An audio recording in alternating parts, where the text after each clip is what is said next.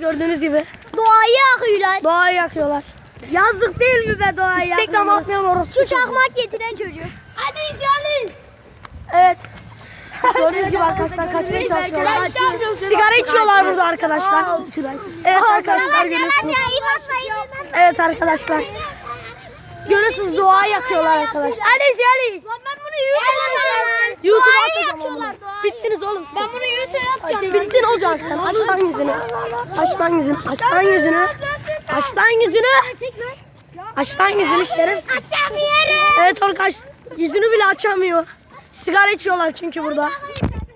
Evet arkadaşlar. Burada oturup sigara içiyorlar çünkü. Evet arkadaşlar. Yüzünü bile açamıyor. Ya boş ver ya. Görüyorsunuz bakın. Arkadaşlar doğaya. Evet arkadaşlar. Hala yakmaya devam ediyorlar arkadaşlar. Ve şahıslar burada sigara içiyor. Çekmiyor. Al gerizekalı. Evet. Videoyu da burada bitiririm. Beni görmüyor.